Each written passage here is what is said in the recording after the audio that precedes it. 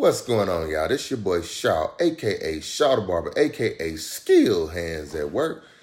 And I get a lot of questions about owning your own business. A lot of people talk to me, and the main thing they say is, man, it must be good to be your own boss. It's amazing. I want to be my own boss, and can you give me some tips and some pointers? I'm gonna tell you, being your own boss is not all it's cracked up to be. I mean, there is beautiful things about being your own boss, but what you fail to realize is, a lot of people fail to realize. I'm trying not to tell people what to do, but what a lot of people fail to realize is there's no such thing as being your own boss. So I'm a barber and I own a barber shop. Now I want you to think about this. Whoever pays you is your boss. So even though I own this barbershop and everybody has their own rooms, they pay me to be in those rooms. Now, it seems like I'm the boss, but since they pay me, they are actually my boss. Meaning, if something is wrong in their rooms, I have to either fix it or get somebody out here to fix it, and I have to pay for it. They don't pay for it unless they tear something up and it's their fault. But if they say they need something fixed, I have to stop doing whatever I'm doing and go and fix it for them, because if they're not happy, they'll fire me and quit. Well, they'll fire me and move out the building and go pay somebody else that's going to take better care of them. Now, same way with my clients. Everybody who walks in here, they make an appointment with me. They tell me what they want done, and then they tell me at the end of the service if what I did was to their liking and to the quality that they feel that they're paying for it. And if they don't like what I do, they're going to fire me and go find somebody else to do it. So just off of that alone, I'm not my own boss. I feel like I have 100 bosses is what it feels like. But the good thing is most of them, I only have to interact with them on, a very small scale. I mean, an hour per person, unless you work in this building.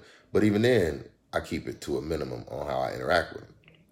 Now, that's just one aspect of it. The other aspect is all the things that you have to do. Think about this.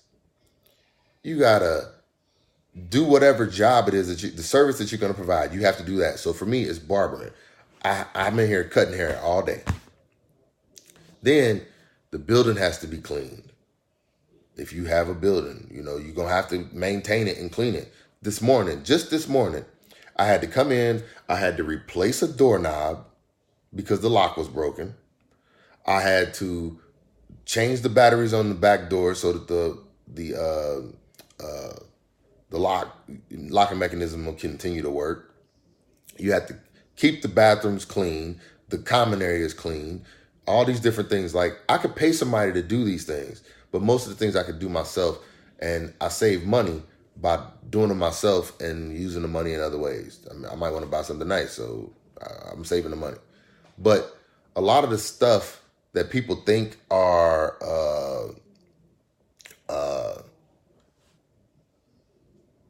I think people don't think about. It takes time. And owning your own business, you're going to put more hours in and make less money in the beginning owning your own business than working for somebody else.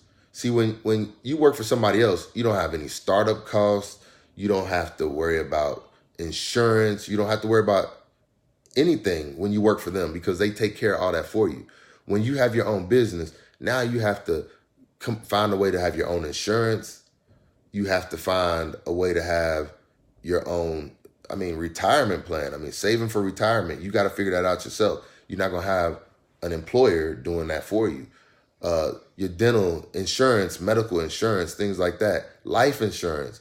These are things that you're still going to have to pay for. And a lot of times when we start our own businesses, we don't think about the cost associated with the things that we're like. A person would expect to come in and pay $10 or $15 for a haircut.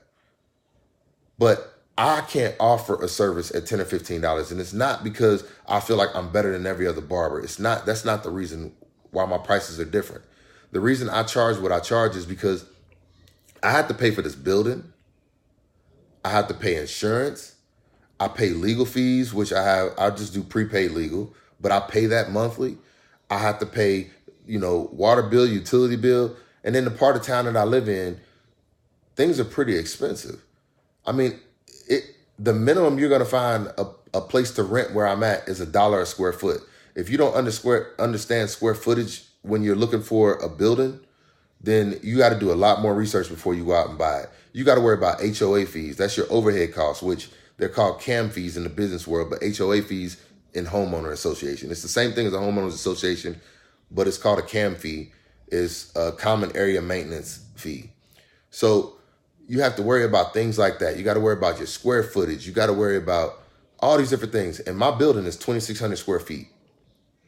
And at $1 a square foot, that's $2,600 a month. Now, that's not what I'm paying, but that's due to negotiating skills. Not saying that I'm a master negotiator. What I'm saying is me and the guy, we came to an agreement that would work for both of us, and that's how I was able to get this location. I mean, my rent goes up every single year. It goes up. And I'm in the process of trying to buy the building, but that's another cost. And see, I'm in one of those leases where I'm responsible for the things that happen inside of this building. So if my HVAC unit goes out, I have to be able to pay for that. If my water heater goes out, I have to be able to pay for that. And the reason that my lease is like that, it's not I got a bad lease. My lease is like that because I am allowed to change anything inside this building at any time I want to. I mean, I'm supposed to run it by the owner of the building. But if I want to put a new HVAC system in, I'm allowed. If I want to put a new hot water heater in, I'm allowed. I mean, I put new flooring in. I've done a lot of different things already. But these are things that people don't think about when they think about going into business. I'm not a tax person, but I still have to pay taxes. So I have to have a CPA, certified public accountant or personal accountant. I don't know. But what I'm saying is it's not up to me to know everything. I just have to know the people that I need to know. And I'm going to be honest. So I've been in business for myself since 2014. I've had 2 barbershops since then, but I've only owned barbershops for the past 3 years. It hasn't been easy. It's been hard. And it took me probably 3 years. I say about 3 years of working for myself before I got to a point where I can now take a good work rest cycle. I'm probably a little bit overboard on my work rest cycle, but my situation might be different than yours. What I'm saying is being your own boss or owning your own business sounds great, but what people need to do is make sure they do their full research. I didn't do my full research. If you're opening a barbershop, be careful of what plumbing costs is going to cost you in your area. Make sure you research that and find out what plumbing is going to cost to get done, because plumbing was probably one of the biggest expenses that I had to have. And it was one of those things. Yes, I could have did it myself. I'm capable of doing plumbing. But the problem for me is you need a plumbing license and you need to go through, you have to have your plumbing inspected by an inspector, and it has to be to their code. I don't know plumbing code, nor do I know, I don't have the licensing to apply plumbing code, so I wouldn't have passed. But if you don't know these things and you just jump out there and you just start doing things, you're going to run into problems. And the worst thing that you can do is get a building and sign a lease on it and then run into those problems. You want to make sure you do all your research prior to.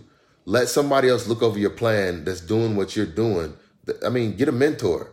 Find somebody who can mentor you and take your plan to them and let them look it over. That's going to be the best piece of information I can give you, because you're always going to miss something. Nobody goes into business that doesn't miss at least one thing. I have fire marshals come to the building. I'm unprepared. I have barber inspectors come through the building. I'll be unprepared. Cosmetology inspectors come through the building. All these things. And it's like you can never be prepared for everything. But the best thing you can do is be best prepared for the things that you can be prepared for. Some things are going to happen. I had a major disaster in this building, a water disaster, and it was $7,000. If it wasn't for insurance, that would have put me in a bad situation. So think about these things. You need insurance. You got gas and electric. This building is probably 4 or 5 times bigger than my last building. My electric bill is like 3 times higher. My rent is double what it was in my last building, or more than double. What I'm saying is, these are all expenses that people don't think about. I didn't fully think about them. And so by not being as best prepared, I had to work harder in the beginning. Now I'm able to relax a little bit. And I think what people see is they see you when you make it, and they don't see the work that you have to go through. And I use the analogy of the duck that's floating across the water. You look at that duck, and that duck is just gliding across the water, and it looks so graceful. But what you don't see is all the work that duck is putting in under the water. They feet are moving, and they moving pretty daggone fast, but they just look like they're gracefully going across the top of the water.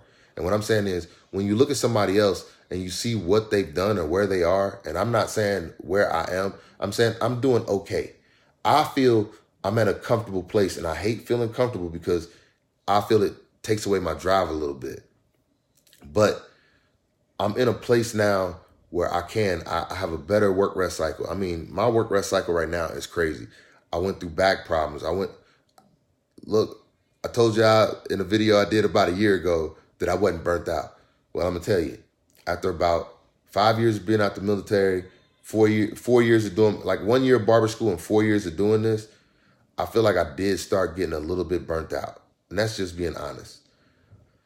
So now I'm trying to relax, keep my business afloat, keep my family life happy, and then also find joy in the things that I do. And if I can give one more piece of advice on if you plan on starting your own business or being your own boss, the best thing you can do is find something that you really are interested in, like really, really motivates you. I mean, a passion. Because if you're doing something because of how much money it's going to make you, it's going to hurt in the beginning. It's going to be hard. It's not going to be fun. And you ain't going to make hardly no money. Matter of fact, I've lost money more than I've made money since I've been in business. Luckily, this is not how I provide for my household, or else I probably wouldn't have been able to make it. Now, when I say I lost money, I mean, I've been taking money and just reinvesting it back in my business. So if you see something that I have and you're wondering, how can you afford to do all this and how you can afford to do all that? Well, I reinvest back in my business. I mean, I do. I take advantage of tax write-offs. I have TVs in my rooms. The internet and things like that. I do a lot of different things because I want to put back into my business to make my business thrive. But it looks glamorous, or it looks like I'm out spending out of control. But really, I'm trying to find every way I can to keep my business afloat. The TVs, even though it looks flashy, the TVs are not for me. The flash is for my clients. The flash is one more thing to make them feel comfortable. So I go out and I feel like I blow money. I do. But it's not blowing money. It's investing back in your business. And that's something that you have to do. If you're going to open your business and just try and take everything you make and put it back into you, or just give it back to the government, your business is going to have a hard time in the very beginning. It's going to be real hard. I just kept putting back. And I'm piecemealing it together. This has been a lot of hard work and very little reward. I get most of my reward out of the people who sit in my chair, and I get most of my reward out of, I love cutting hair. It takes my mind off of my life. That's why I'm doing this.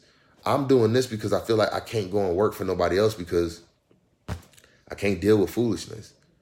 And if my boss talks to me reckless, I'm gonna tell him how I feel, just like I'm telling y'all how I feel.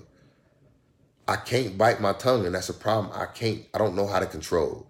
So I keep myself in a place where I can control my environment so that I don't have to control who I am. That's why I chose to be my own boss, but it ain't been easy.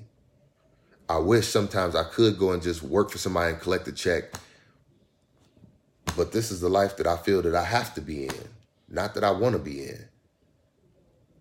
That's why it works for me. That's why I make it work. If you don't know my reasons, or if you're wondering what I'm doing, how I'm doing it, anything, if you wonder anything, leave me a comment. I'm here to share, and I want people to learn, and I want people to have an easy life. Not easy. I don't want people to have an easy life. It's going to be work, but I want us all to work together. And I feel like this is me doing my part, sharing the things that I'm doing, sharing the things that I go through, because I want people to know if you're in this business and you're struggling, you ain't alone. And if you're thinking that this is the type of business, or just being self-employed is something you want to do, this isn't my first self-employed venture. This is probably like my third or fourth. And this one is just one that I've been passionate about enough to stick with.